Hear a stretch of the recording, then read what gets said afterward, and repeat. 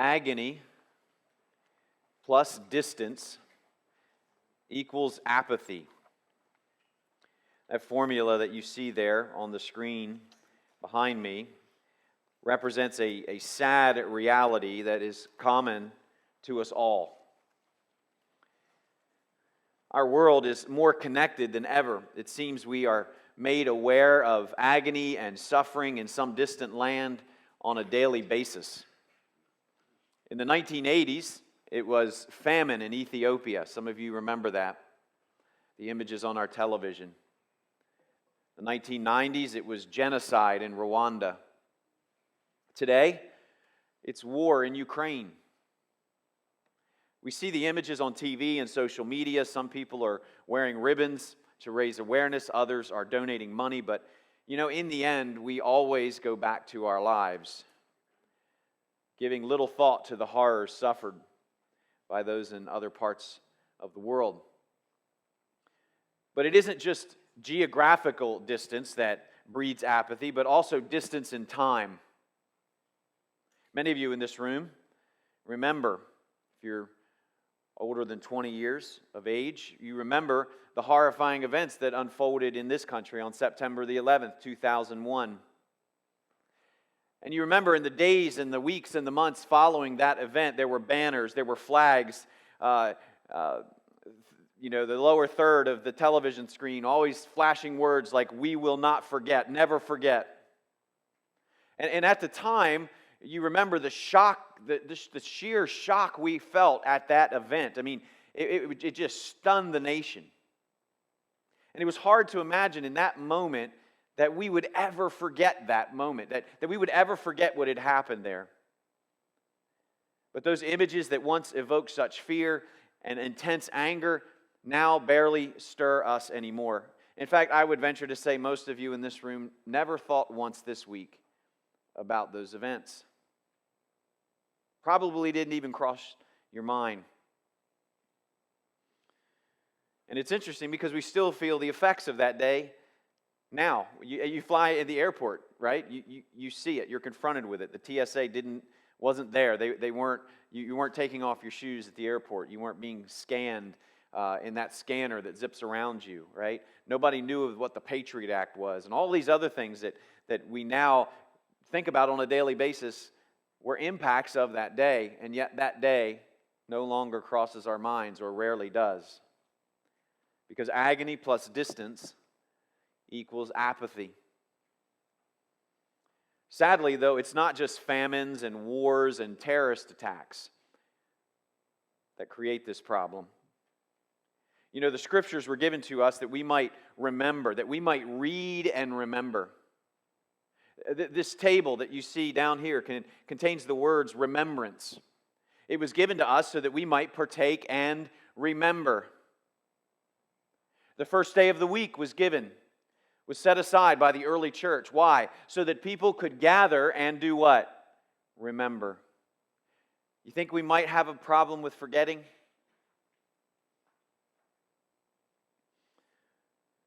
I remember several years ago talking to a fellow pastor who was bemoaning the fact that Palm Sunday and Good Friday and Resurrection Sunday were approaching. Not really so much because he didn't like those events and those holidays, but rather he made the comment to me that, I struggle to preach on those Sundays because I feel like I just keep preaching the same things over and over again. I mean, how many different ways can you tell the same story? And so he dreaded that, which I think revealed something about him, frankly.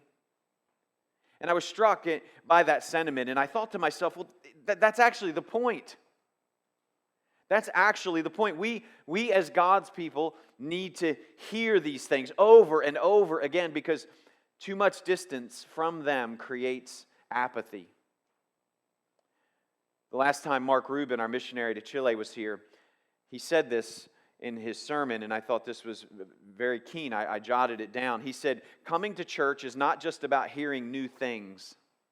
Most of the Christian life is being reminded of truths we are quick to forget." Friends, don't go to church because you want some kind of novelty. A preacher should not stand in the pulpit each week hoping that he knocks it out of the park by mesmerizing everyone with some new truth they've never heard before. As the old saying goes, if it's new, it's probably not true. And if it's true, it's definitely not new. As we come again to Mark's Gospel this morning, it's unlikely that most of us are going to hear anything new. The account of the last hours of Jesus' life are familiar. In fact, they're familiar even to those who have just a minimal knowledge of the Christian faith and of the Bible. If you grew up in the church, you know them well. It is possible that for some of us, these events are not much more than a distant historical event that we tend to think of in just abstract theological terms, not in a deeply personal way, not in the way that the gospel writers intended. Trust me, none of these gospel writers, none of those apostles remembered this day in simply detached abstract theological ways. They're deeply personal. But in light of this, I want to encourage you this morning to enter the story this week and next week and the week after that, to enter the story, not as a detached intellectual observer, but as one who plays a part in it, because you do, because I do, plays a part in it, and that we would feel the full weight of the events as they are unfolding. Turn with me to the 15th chapter of Mark's Gospel. The 15th chapter of Mark's Gospel, and our text this morning is found in verses 16 through 32. Mark 15, 16 to 32. This is the word of the Lord. And the soldiers led him away inside the palace, that is the governor's headquarters. And they called together the whole battalion. And they clothed him in a purple cloak, and twisting together a crown of thorns, they put it on him. And they began to salute him. "Hail, King of the Jews!" And they were striking his head with a reed, and spitting on him, and kneeling down in homage to him. And when they had mocked him, they stripped him of the purple cloak, and put his own clothes on him. And they led him out to crucify him. And they compelled a passerby, Simon of Cyrene, who was coming from the country, the father of Alexander and Rufus, to carry his cross. And they brought him to the palace, or to the place called Golgotha, which means place of the skull. And they offered him wine mixed with myrrh, but he did not take it. And they crucified him, and divided his garments among them, casting lots for them, to decide what each should take. And it was the third hour when they crucified him. And the inscription on the charge against him read, "The King of the Jews." And with him they crucified two robbers, one on his right and one on his left. And those who passed by derided him, wagging their heads and saying, "Aha, you who would destroy the temple and rebuild it in 3 days, save yourself and come down from the cross." So also the chief priests and the scribes mocked him to one another, saying, "He saved others, he cannot save himself. Let the Christ, the King of Israel, come down from the cross that we may see and believe." And those who were crucified with him also reviled him. This is the word of the Lord. One of the things that stands out in the gospel accounts is actually the lack of detail when describing the crucifixion. Now, you might think, that's odd, I know a lot about it. You probably know most of it from movies, from extra-biblical sources. But the vivid, gruesome scenes we so often see in the movies of blood gushing out of Jesus' hands as the soldiers hammer the nails in, and the blood running down his face as the crown of thorns is placed upon his head, the agony of Jesus carrying that beam on his ripped open back, and him hanging on that cross, gasping for air as the wounds in his back are open. You could just envision that scene pictured so horrifically in The Passion of the Christ, the movie a few years back. None of those things are described by the gospel writers. Do you realize nails aren't mentioned? The only way we know Jesus was nailed to the cross as opposed to tied to the cross was from John's record of doubting Thomas, who said, "I will not believe unless I see the nail scars in his hands." What's fascinating is that the gospel writers over and over again say it simply like this. Look at verse 24. And they crucified him. That's it. All four gospel writers say something essentially like that. And they crucified him. In the Greek, it's two words. Most of the information we have about the act of crucifixion comes from sources outside the Bible. It was a well-known form of punishment used by the Romans. It wasn't invented by the Romans, but they perfected it. It was so bad that if you were a Roman citizen, you couldn't be crucified because that was such a horrific way to die. A Roman citizen would never, even the worst of Roman citizens, would never have to suffer such a horrific death. It was beneath them. Crucifixion was brutal in that subjects often hung for days. Rarely did they die from blood loss unless maybe they had been beaten severely as Jesus was. But more often they would die from asphyxiation. If you could imagine your hands being out like this and being hung above the ground, only your feet there to hold you to breathe. That would be a slow and a painful death. There are stories of many stories in Roman history of people just rotting away as corpses on the cross and the birds coming and eating their flesh as they hung there. This was a horrific way to die. Those who were convicted criminals and were crucified, most often it was insurrectionists, people who were enemies of the Roman government who were hung on a cross. That was the most common penalty. Rabble-rousers who were causing trouble in local towns and villages were often hung there. And typically they were hung along a major thoroughfare. In other words, the Romans made sure to make good use of this. They would hang you on a cross along a major highway. So it would be like hanging someone on a cross along Route 1, so that everyone who drives by gets the idea. You do this, this is what happens to you. It's how the Romans kept people in line, through fear and brutality. The crime, of course, was often hung on the cross. The charge that the person was insurrection, for example, might hang above that cross, letting everyone know that that's what that particular individual was guilty of, and that's why they were there. But the brutality of crucifixion is not the primary focus of Mark or his source, the Apostle Paul, or the Apostle Peter. When they penned this gospel, it doesn't seem like they were interested in giving you all of the gory details about what had happened. But what does stand out is this, and this is true in all of the Gospels, but especially Mark, is the shame and the humiliation that Jesus suffered on his way to the cross and while he hung there. Shame and humiliation are the theme. It's relentless as you read this Gospel. And while shame and humiliation are unpleasant in our modern context, right? No one wants to be shamed or no one wants to be embarrassed or whatever the case might be. But it's hard for us to understand what that was like in Jesus' day. Jesus lived in what was known as a shame-honor culture. Those are somewhat still common in the Middle East today. You ever hear these stories about a Muslim father who kills his own daughter for getting pregnant? Why? You would think, why would a man do that?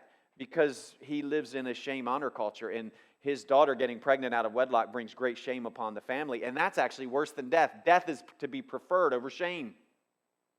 Shame is the worst thing a man could ever suffer.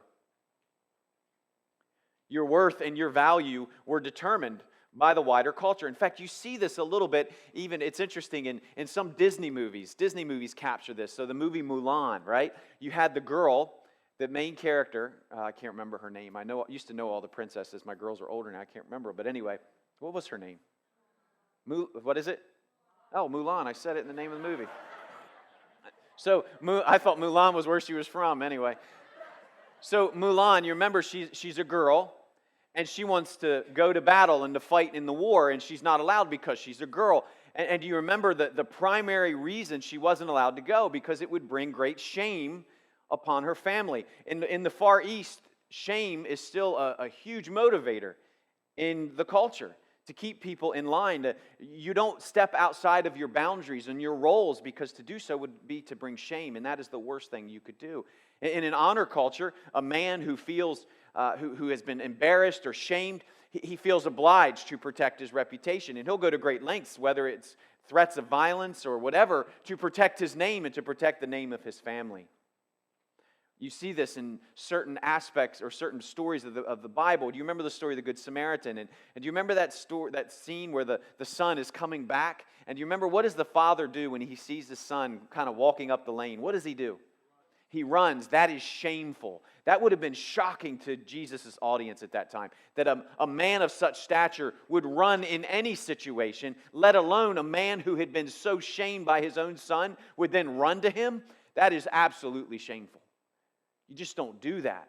Because to run, a man would have to have lifted up his robe, and his ankles might have been seen. Another shameful thing. We don't understand all of this. We don't grasp this in our modern culture today, where really shame is almost non-existent. We are far removed from honor culture. I mean, think about it. Today, those things which shamed people back then are lauded today. In fact, to be a victim in our culture is to gain brownie points in the wider culture. That's unheard of in a shame, an honor culture. Those living in the first century could not imagine someone admitting their weakness, whether that weakness was physical, mental, spiritual, or otherwise. You just didn't do that. To go to the cross, kicking and screaming, shouting at the crowd and berating those around you, as the rebels in this story did, who hung on either side of Jesus, that was in some sense a way to go as a martyr. And you were still proud, and even though you were being humiliated, you kept your pride intact. Jesus paints this weird picture of a man who's won't even open his mouth when he's unjustly accused. This story just drips with shame and humiliation everywhere. Jesus is pictured as a man who suffers humiliation upon humiliation upon humiliation. And when you understand this, it is much easier to understand why those Jews who looked upon him could not accept him as Messiah. Because how could the long-promised Messiah, the chosen one who was beloved of God, be this humiliated? There is no way that God would allow that. The humiliation just cemented in the minds of Jesus' enemies that he could not be who he said he was. In fact, the prophet Isaiah in Isaiah 53 said this. It says, "We esteemed him stricken." Notice, smitten by God and afflicted. The prophet Isaiah says, we looked at him hanging there and we said, surely God is cursing him for what he has done. God hates this man. Look at him there. That's the only conclusion that they could reach. I want you to walk with me, starting there in verse 16. Look at this shame upon shame upon shame. First, we see here, verse 16, it says that they led him out. The soldiers led him away from the palace there in Pilate's headquarters. A battalion go out with him. They clothe him in a purple cloak, a purple robe. This was probably a soldier's robe. And they put it on him, and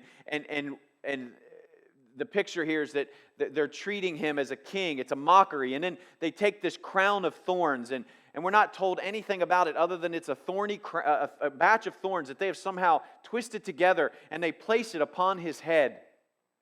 And then notice they salute him. Instead of "Hail Caesar," they yell, "Hail King of the Jews." And you could just hear the men laughing and mocking. And then we're told that they take a reed, which is basically a stick. So they would take these reeds and they would tie them together very, very tightly so they'd become hard like a staff. And we're told that they take this and they smack him in the head with it over and over and over again. And then they begin to spit on him. I mean, even in our culture, spitting in someone's face is a sign of humiliation. In this culture, it was beyond the pale.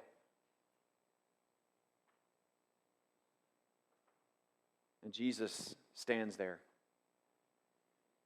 They kneel down before him, mocking him, paying homage to him. And then they strip him of this robe. They rip it off, and you can imagine the pain that would have created with the wounds on his back. And imagine, nakedness was, again, an utter humiliation. So Jesus is stripped completely naked. This robe is put on him. Then they tear it off and he's exposed again. And then it says they put his own clothes back on him. And we know ultimately that most victims of crucifixion were hung completely naked on the cross. In the gospel accounts, we're told that Jesus did have a loincloth, which was most likely due to Jewish sensibilities about nakedness. Even someone that they despised, to see that someone hanging naked would have even been an affront to their eyes. But Jesus is just utterly humiliated over and over again in front of these men who were considered the enemies of the Jews. It was a horrific scene. And then we go to verse 21, and in verse 21 we're told that Jesus is carrying his cross. And so what was typical of that time was the criminal would carry the beam of his cross, the upper beam. He would have to carry that to the scene of the crucifixion, and there he would be nailed to it and laid down on the vertical post and then be raised up. And we're told that Jesus is walking down the street and he can't even carry his own beam. He is so weak, he is so fatigued, he has been beaten so badly, and he just collapses on the ground, unable to carry his cross. And we're told that Simon of Cyrene, a man named Simon, is conscripted. Simon is from Cyrene, a place in North Africa, and Mark tells us here that he was out in the country. He had come into the city from the country. He was most likely a Jew. There was a large Jewish community there in Cyrene in North Africa, several thousand. He was no doubt probably in town for the Passover to celebrate, as all the Jews, many of them, would do. And you can imagine he walks into this scene, and suddenly he's grabbed and conscripted by this Roman soldier to carry the cross of Jesus. Now, that was very common in that day. It was a law. If you were not a Roman citizen, you could be conscripted at any time to carry whatever the Roman soldier might tell you to. In fact, Jesus references this in Matthew chapter 5, verse 40 in the Sermon on the Mount. That saying where he says, if anyone would ask you to go 1 mile, remember, go with him 2. That's a reference to this. You see, the Jews and the Romans had an agreement that they would submit to that law, but they would only walk 1 mile, right? Whatever a mile would have been in that particular measure of distance in that time. And you can be sure that every Jew knew exactly how many steps were in 1 mile. And the second they stepped that last step, bang, everything fell to the ground and they walked away. Jesus says, no, look, here's my ethic. If they ask you to go 1 mile, volunteer to go 2. Right? Show love, serve. That was kind of his point there. This man is conscripted in a similar way. He's told, you carry this cross. And so Jesus here, again, more humiliation. He is so weak. He is such a weak man at this point, he can't even carry his own cross. There's an interesting little historical note that we see here too. We're told that Simon of Cyrene is the father of Alexander and Rufus. Now, these little tidbits are interesting in the Bible because it gives veracity to some of the historical veracity of the Scripture. So, for example, in this particular case, Mark expects his readers to know who Rufus and Alexander are. He says, Simon, that's Rufus and Alexander's father. Most likely, these two men were believers in the early church in Rome. So Paul actually, in Romans, writes his letter to the church at Rome, and in the last chapter, chapter 16, he greets Rufus. Quite likely the same individual. I mean, it's an amazing thought to think that the sons of this man, can you imagine the stories that they would have heard from their father of this event when he carried the cross of Jesus? I mean, imagine you're Simon. We have no record that Simon himself became a believer, but imagine you're sitting there and you're hearing the words of Jesus years later in these gospel accounts and through the eyewitness accounts, and you hear these words, if anyone would come after me, let him take up his cross and follow me.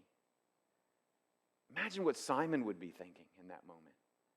Imagine what Rufus and Alexander are thinking, remembering that their father, maybe they were there that day. It was customary for families to travel together. They may have witnessed their father carry the cross of Jesus Christ. I mean, that had to be an amazing story told for generations in that family. But he was too weak. Humiliation. We're told in verse 22, he was taken to Golgotha, called the place of the skull. We also refer to it sometimes as Calvary. Calvary is simply the English translation of the Latin word for skull. They come to the place of the skull. This is the place of death. It's outside the city, And again, Mark does not go into all of this. There are little hints, I won't get into that today, but there are hints all throughout this passage that would ring in the ears of Old Testament prophecy. And you can remember even here the pictures of sacrifice when that lamb was chased out of the city and the sacrifice was offered in the temple. The imagery here is vast. But they take him outside of the city, and we're told they offer him wine mixed with myrrh, but he doesn't drink it. And the other gospel writers speak of it being mixed with gall, which is very, very bitter. So if that's the case, it's most likely as a means of mocking Jesus still more, giving him something that when he's thirsty that would maybe potentially help him and ease his pain, but yet it's mixed with gall, which is so bitter he couldn't stand to put it in his mouth, and he refused anyway. We don't know all of the circumstances as to why that happened. But then we're told that they crucified him.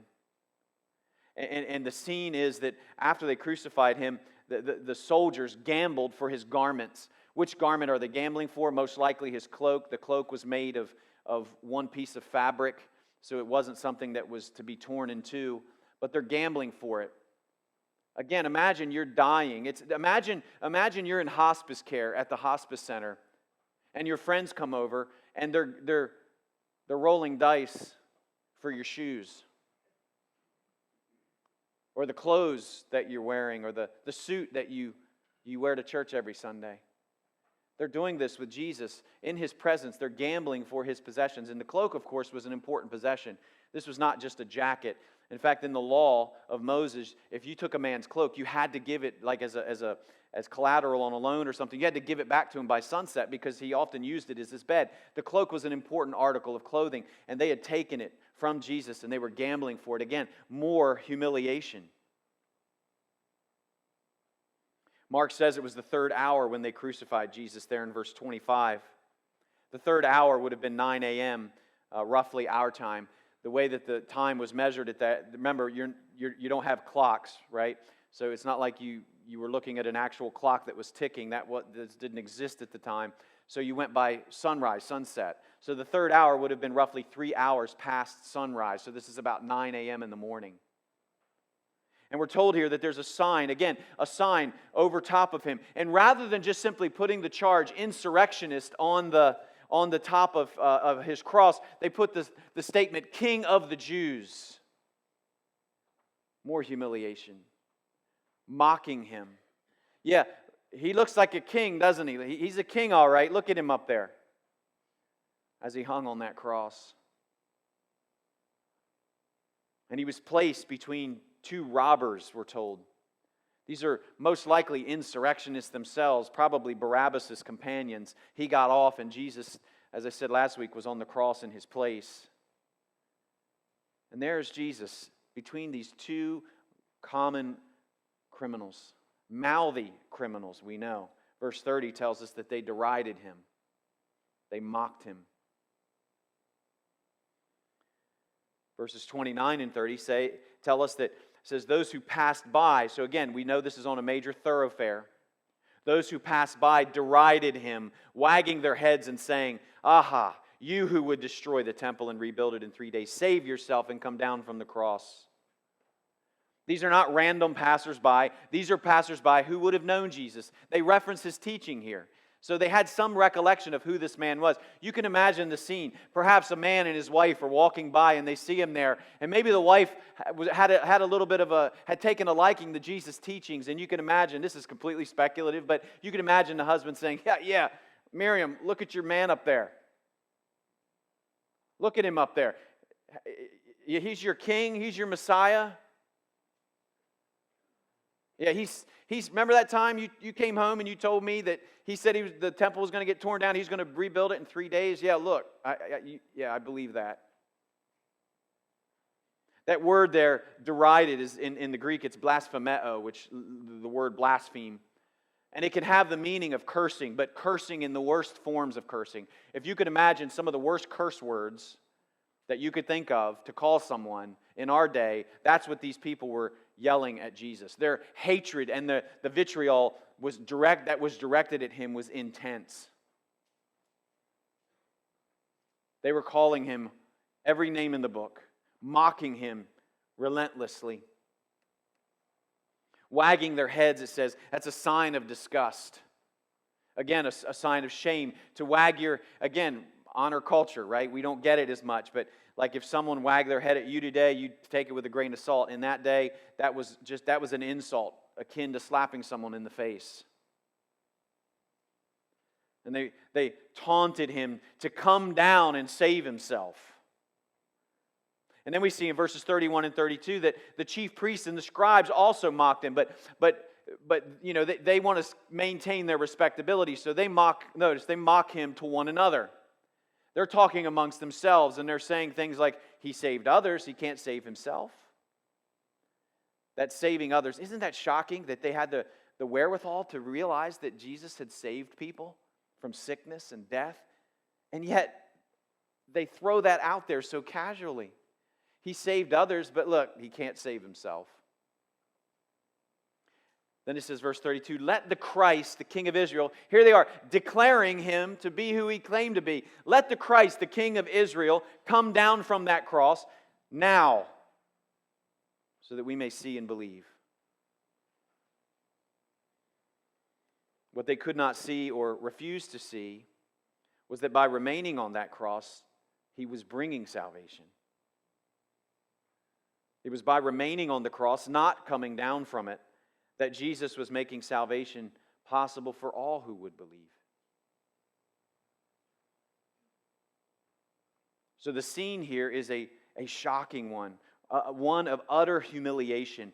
And the question is, why does Mark focus so much on the humiliation of Christ? Why?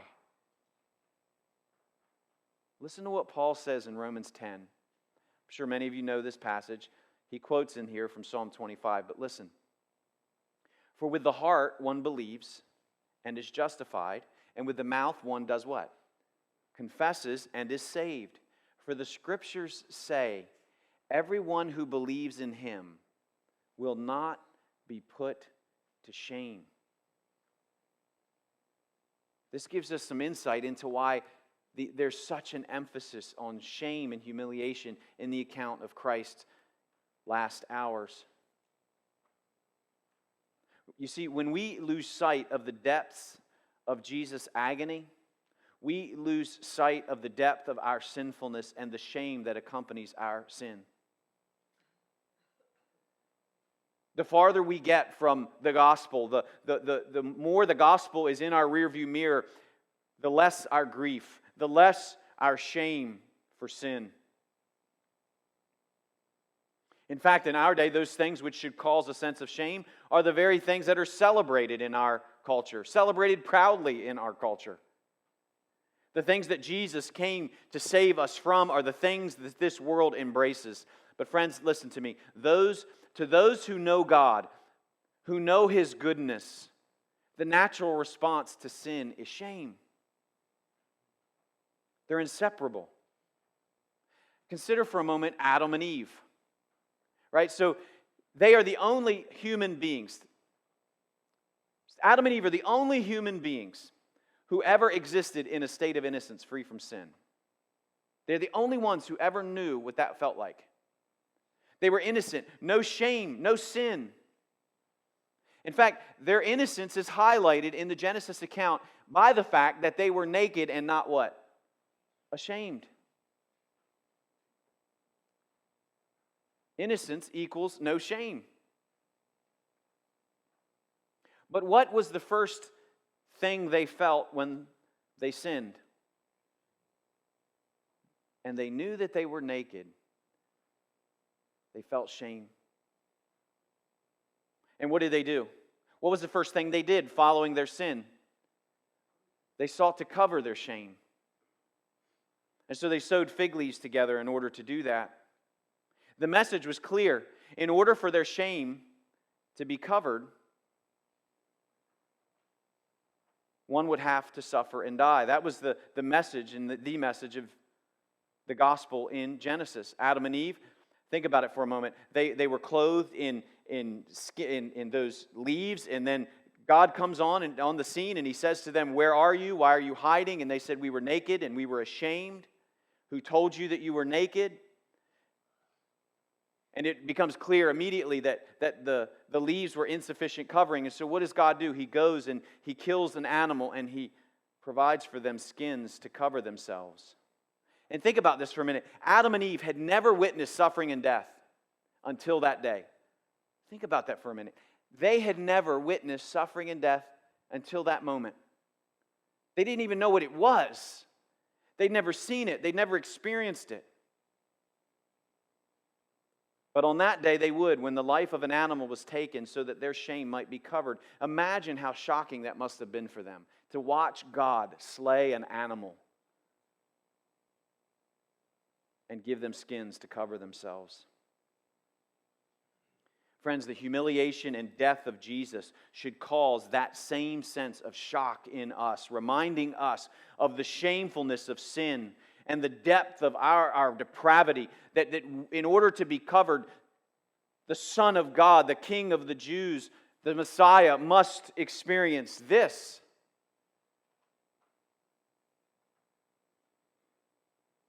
We make excuses for our sin. We call it a mistake, or we call it a disease. No, it's rebellion. It's rebellion against our good and our gracious Creator. And that should cause us to feel an overwhelming sense of shame. Have you ever done something to someone who was a wonderful person, a loving person, a kind person, and you did something to them that hurt them? And maybe you've been there and you just felt the weight of what you had done.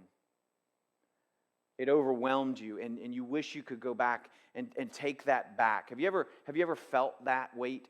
We should feel that weight in an infinitely greater way when it comes to Jesus. That our sin made that necessary. But yet we make excuses. We reject it. Paul said that the idea of a crucified Messiah was a stumbling block to Jews and foolishness to the Greeks or the Gentiles.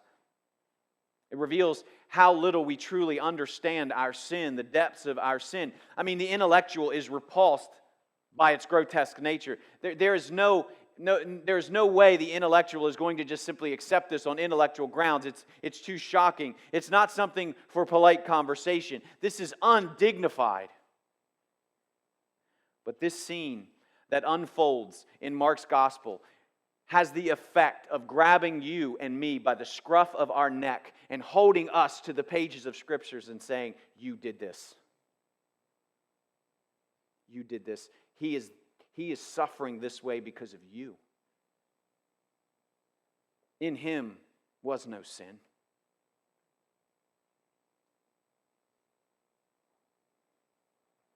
See His humiliation.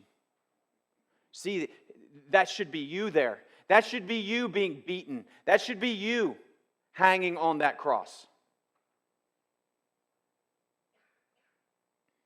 Agony plus distance equals apathy.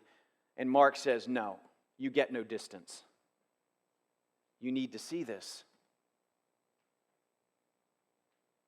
But here's the good news. We see that scene and we feel that shame. There's a song, we'll close with it. Every bitter thought, every evil deed fell on Him. I want you to think for a moment. Every bitter thought, every evil deed, every unkind word you have spoken to your wife, to your husband, to your children, to your coworker, all of that office gossip, that pornography that you were looking at on your computer last night, the sexual immorality that you have involved yourself with, all of those people that you slept with before you were married, or maybe, God forbid, while you were married. That bitterness that you harbor in your heart towards your father, towards your mother, towards your sibling whom you haven't spoken to. I mean, all of this disgusting, wretched sin, all of it, just think about that for one moment. And the shame that we should feel because of that. All of the weight of that shame fell upon Jesus. He didn't just bear our sin, He bore our shame. Hebrews chapter 12, therefore, since we are surrounded by so great a cloud of witnesses, let us also lay aside every weight and sin which clings so closely, and let us run with endurance the race that is set before us, looking to Jesus, looking at Him, looking to Him, the founder and perfecter of our faith, who for the joy that was set before Him, endured the cross, despising the shame, and is seated at the right hand of the throne of God. Friends, He did it for us. He took our shame so that we would not have to bear it. Kent Hughes writes this. He says, fellow believers, the cross is one place where sophistication and emotional attachment or detachment cannot be. It demands our passionate return of love.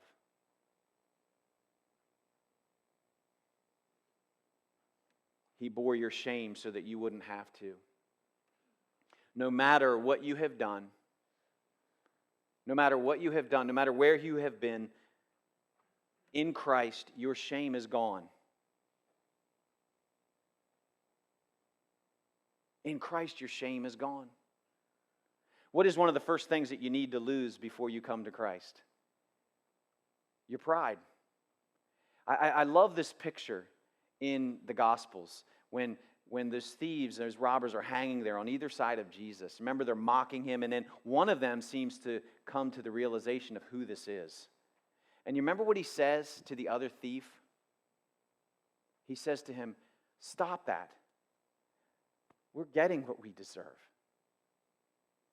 We're paying justice. We deserve this. This man has done nothing. And in that moment, that man came to the realization of his sin and his shame. And he owns it.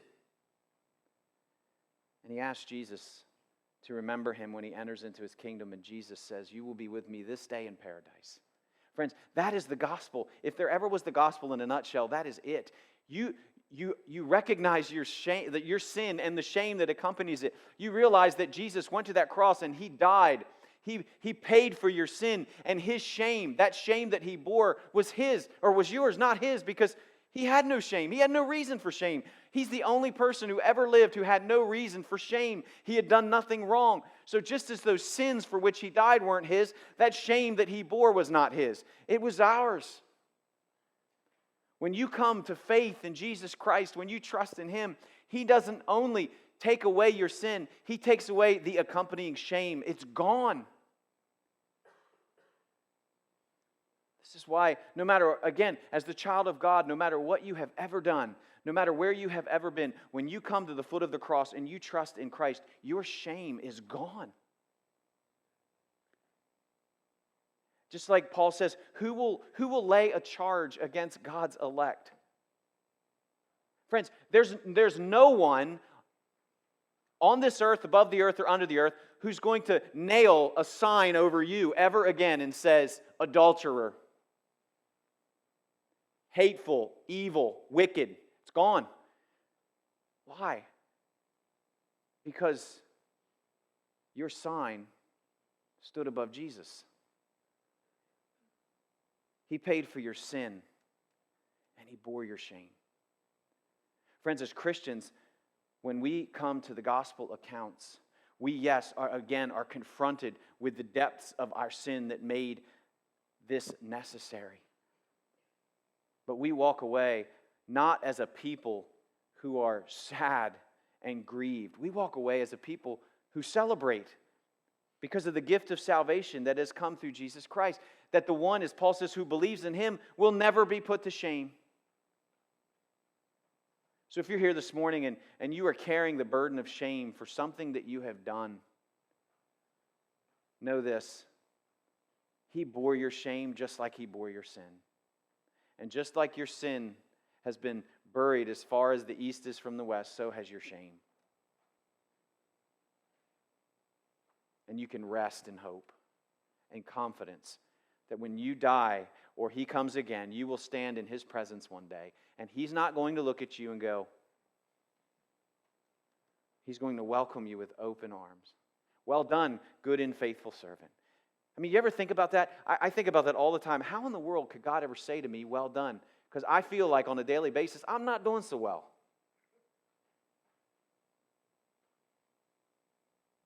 He says, well done to me because I am in Christ. I don't enter into heaven on the basis of my merit and my righteousness. It's His. And that is the good news of the gospel.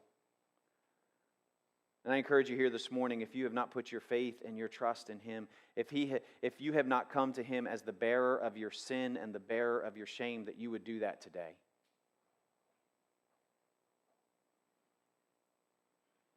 Oh, to see the pain written on your face, bearing the awesome weight of sin, every bitter thought, every evil deed, crowning your blood-stained brow. This is the power of the cross. The Son of God slain for us, bearing our sin and our shame in our stead, for you and for me. Let's pray.